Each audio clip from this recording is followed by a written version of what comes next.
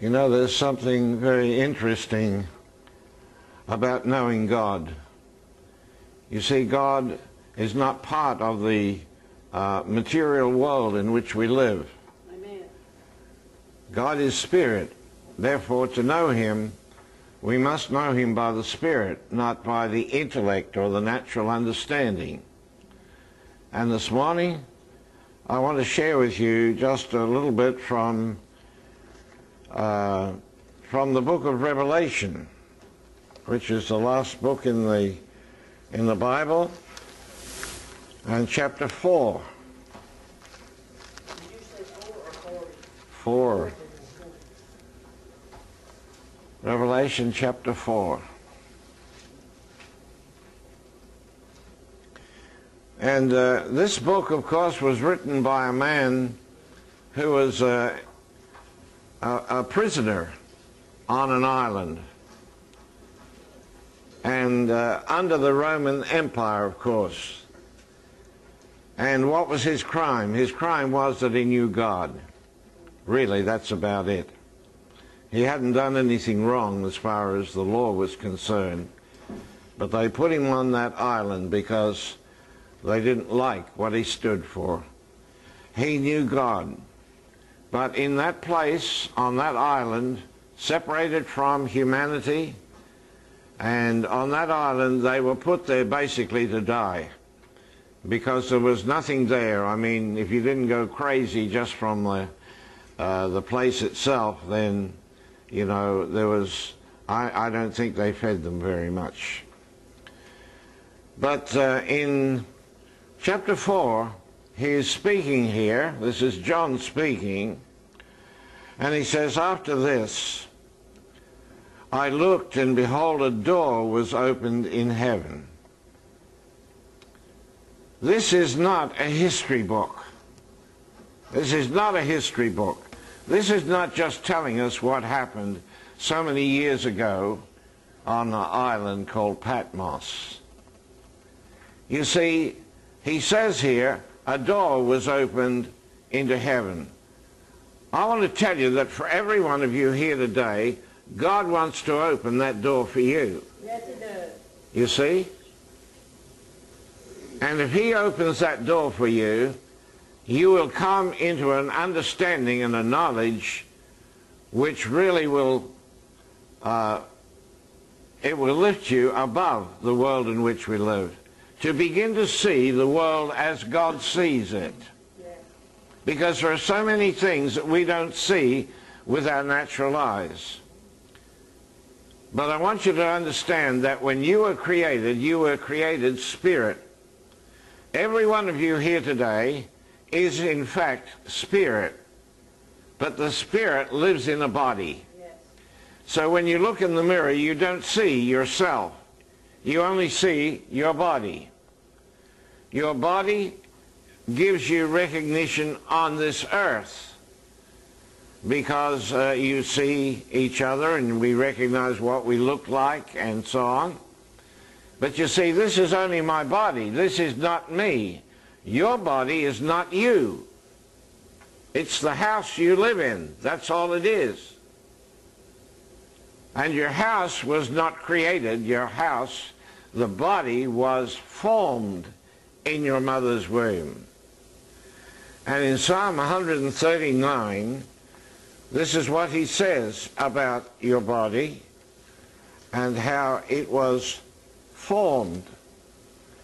Psalm 139. And it says here, I will praise thee, verse 14 it is, but you can read the whole psalm later. It says, I will praise thee, for I am fearfully and wonderfully made. Marvelous are thy works, and that my soul knoweth right well. My substance was not hid from you. When? When I was being formed in my mother's womb. In the beginning there was nothing in there. It was empty. But he says, I brought the parts of your being together, and I formed your body. Why? Because God wanted a body. I want to tell you that every one of you are very important to God. Because God gave you a body. That body was not just for you to dress up or make it look a little more beautiful or get your hair tinted or whatever. God gave you a body for himself. Because God is spirit. God is spirit. And spirit does not have hands. Spirit doesn't have feet. Spirit doesn't have a voice like we have. And therefore, if God wants to do anything on this earth, he needs a body. That's why he gave you a body. Every one of us, God gave us a body for himself. So that whatever he wanted to do, you see, when Jesus Christ was on the earth, there was a lot of sick people. So God said, well, I'm here to destroy the works of the devil and to heal the sick. That's what he came for. Well, he couldn't do that unless he had hands and unless he had a voice to say what he needed to say to the people. You know, in every case, when Jesus healed somebody, it was because he said something. You see, you are spirit. Do you realize today that because you are spirit, you should understand how a spirit functions?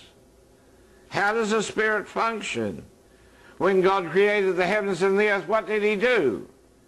He didn't get out there and get his old clothes on, you know, and to create the heavens and the earth. No, sir. God spoke, and it is. Because that's how spirit does things. When darkness was on the face of the deep, what did he do? He spoke a word. He said, light be, or let there be light. And there was the light. And the darkness is gone. He didn't even raise a sweat to do that. All he did was spoke a word. You understand? Now listen, you are spirit. You are spirit just like God is. Because that's what you are created as. In Genesis 1:26, it says, and God said, let us make man. There's the man. That man came out of God. And God is spirit. So therefore, you and I must be spirit. And we've got to learn how to function.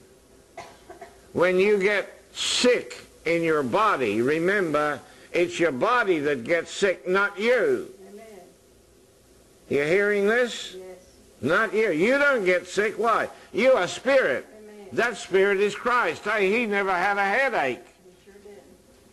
Christ never got sick. He couldn't get sick. And the Christ in you can't get sick, but your body can. You see, and let me remind you again, if you believe that you are this body, and the body gets sick, you can't do anything about it, because you are sick. But if you understand that your body is not you, you are spirit, that is something separate from your body. As a matter of fact, there's no life at all in your body. No life. The only life you have is the spirit that's in you, because he said, I am the life. Yes. That's actually God that's dwelling in you, if you can understand it. Yes. You see? But your body has no life in it at all. When you come to the end of the road in this life, what happens? Well, that spirit that's in you leaves the body. And what's left? Just a heap of meat and a bunch of bones. That's all that's left. And that's what you put in the box and you bury in the ground. But you are spirit.